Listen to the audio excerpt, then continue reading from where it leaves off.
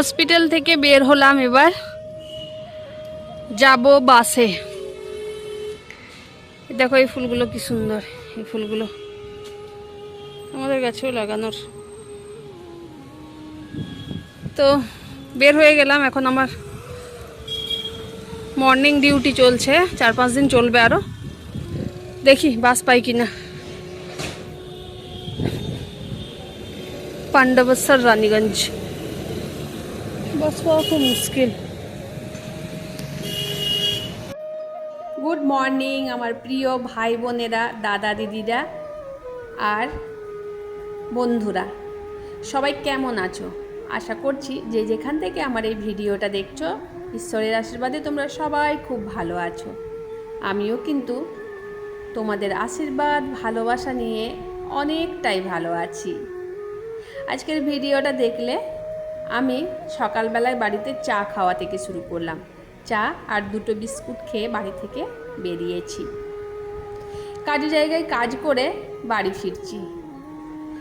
তারপরে দেখো আজকে কিন্তু অন্য একজনের কাছে মাছ নিচ্ছি, কারণ আমার একটা ভাই, আমি যাকে ডাক্তার ভাই বলি সোশ্যাল মিডিয়াতে, তো সেই ভাইটা আমাকে কালকে একটা বড় সড়ো কমেন্ট করেছে। সেই কমেন্টটা তো আমি তোমাদের সাথে শেয়ার করতে পারছি না, চাইলে তোমরা আমার কালকের ভিডিওটাতে গিয়ে সেই কমেন্টটা দেখে নিতে পারো। তো সেই জন্য আজকে অন্য একজন মাছওয়ালার কাছে মাছ নিলাম, বাড়িতে ফিরে চলে এসেছি। আমি আগের দিন সন্ধ্যাবেলায় একটুখানি বাজারে গিয়েছিলাম, আর সেই বাজার থেকে আমি টুপি দেওয়া কড়াইয়ের ঢাকা নিয়ে এসেছি। এগুলো আমার বাড়িতে ছিল না, আমার খুব শখ হচ্ছিল যে এগুলো নেওয়ার, তাই নিয়ে এলাম। কিন্তু আমি মাপটা জানো নিয়ে যাইনি।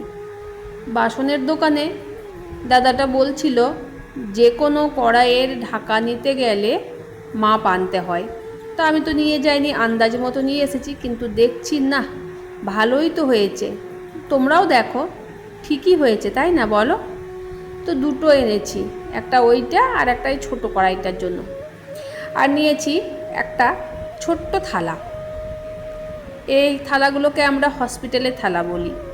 হসপিটালে দেখবে এরকম থালাতেই খেতে দেওয়া হয়।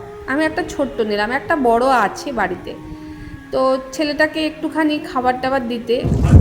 শুরু চালু আরম্ভ রেডি। কি বললাম বলো তো? শুরু চালু আরম্ভ রেডি, তার মানে মেঘটা ভীষণ করেছে, বৃষ্টি হবে, সেই জন্যই বললাম। আজকেও দেখো সেদিন তোমাদের সাথে যে আমি আলু পোস্তটা শেয়ার করেছিলাম, সেটা কিন্তু আজকেও বানিয়ে নিয়েছি। আমার কর্তামশাই বলছে তুমি ভিডিওতে দেবার জন্য কি ভালো করে করলে, তো মজা করছিল একটুখানি। আমিও বললাম যে হ্যাঁ, এবার থেকে যতগুলো ভালো খাবার তুমি খেতে পাবে সব জানবে ভিডিওতে দেবার জন্যই করেছি, কারণ ভিডিওতে দিলে তো একটুখানি ভালো করতেই হবে। তো একটুখানি হাসি মজা করছিলাম, আর এটাই তো থাকে বলো। তো তোমাদের কাছে আমি একটা রেসিপিও নিয়ে চলে এসেছি আজকে। আজকের রেসিপিটা হচ্ছে তোমার মাছের টক তেঁতুল দিয়ে। কাঁচা মাছের টক হয়, সেটা আমি কোনোদিন শ্বশুরমশাই মারা যাওয়ার পর থেকে করিনি। আর এটা কিন্তু আমি ভাজা মাছেরই টক করব, সেই জন্য মাছগুলোর গায়ে একটুখানি করে আমি ছুরি দিয়ে কেটে নিচ্ছি। আর এই মাছগুলো না খুব আস্তে গন্ধ, সেই জন্য দেখো আমি এক পাশে একটুখানি লেবুও রেখেছি। একটু লেবু চিপে রসটা মাখিয়ে দেব, তো গন্ধটা চলে যাবে। আস্তে যে গন্ধ থাকে মাছের একটা, সেটা চলে যায়। তো সেটা করব, আর একটুখানি ছুরিতে করে কেটে নিচ্ছি। তোমরা দেখে হয়তো ভাববে যে এইটুকু মাছ, তার আবার মাছের টক রান্না করছে। তো এইটুকু মাছ আমাদের দুজনের পক্ষে যথেষ্ট, কারণ আমার ছেলে খায় না, আমার ছেলে মাছ খায় না। আমার ছেলে শুধু ডিম খেতে ভালোবাসে। ওকে যে মাছই আমি দিই, ওর কি বলবো, বাটিতে পড়ে থাকে খাওয়ার সময়। তো যাই হোক, দেখো আমি কীভাবে রান্নাটা করি আগে দেখে নাও। আর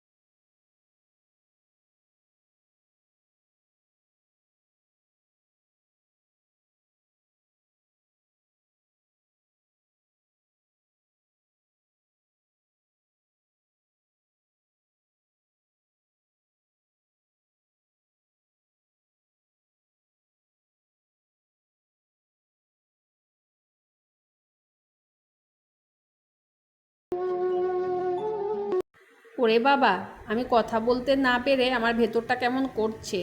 আমি আবার অতক্ষণ পজ থাকতে পারি না, বকবক বকবক করতেই থাকি ভিডিওতে। আর সেই জন্যই হয়তো আমার কথাগুলো কেউ শুনতেও চায় না ভিডিওতে। যাই হোক, আমি তো যেমন আমি সেই রকমই থাকবো, নিজেকে তো পাল্টাতে পারবো না। তো দেখো মাছের যে টকটা সেটা কীভাবে রান্না করলাম তোমরা সবই দেখতে পাচ্ছ, আর কানে আমার কথাগুলোও শুনতে পাচ্ছ নিশ্চয়। কোনো কোনো দিদিরা বা বোনরা কী করে যে ভিডিওটা চালিয়ে রেখে দেয়, হয়তো দেখতে পারে না টাইম মতো, কারণ বাড়িতে তো অনেক কাজই থাকে, কিন্তু কথাগুলো মন দিয়ে শোনে। আর সেই জন্য আমি ভিডিও থেকে কথার মধ্যে জোরটা বেশি দিই। কারণ কি বলো তো, নিজের ভেতরের যে কথাগুলো আছে সেগুলো তো তোমাদের সাথে শেয়ার করা হয়ে যায়। আর আমার মতের সাথে তোমরা কে কেমন মানে মিল থাকে তোমাদের, সেটা তোমরা কমেন্টে অবশ্যই লিখে দাও, আমি সেটা বুঝতে পারি। তো সেই জন্য আমি কথাগুলো তোমাদেরকে বলি। এখানে দেখো কতটা পরিমাণে সর্ষে দিয়েছি। তো এই মাছের আসল গুণটা মানে আসল স্বাদটা হলো এই যে সর্ষে দেওয়াতে। সর্ষেটা দেওয়ার পর একটুখানি আমি তেল দিয়ে দিলাম, কারণ যে কোনো সর্ষে রান্না করতে গেলে একটুখানি তেল দিতে হয়। এটা আমার শাশুড়ি মায়ের কাছ থেকে শেখা, অনেক কিছুই শিখেছি আমি শাশুড়ি মায়ের কাছ থেকে। তো এখানে আমার দেখো মাছের টক একদম পুরোপুরি রেডি।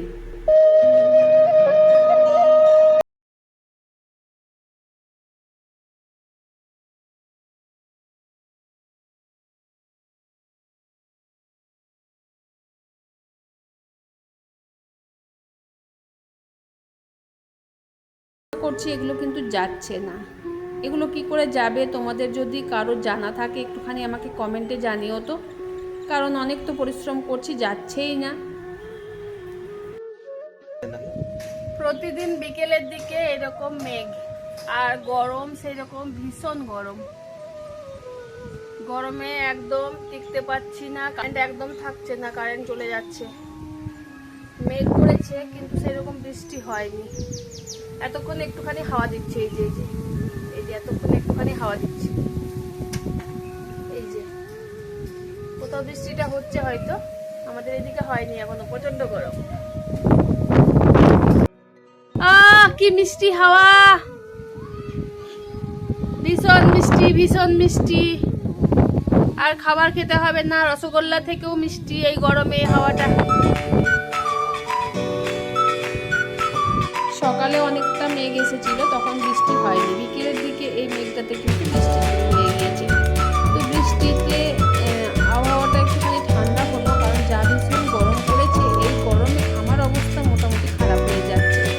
বাড়ির কাজ করো, বাইরে গিয়ে কাজ করো, আবার বাড়ির মধ্যে এসে আগুনের তাপে রান্না করা, একদম মরে যাচ্ছিলাম আমি।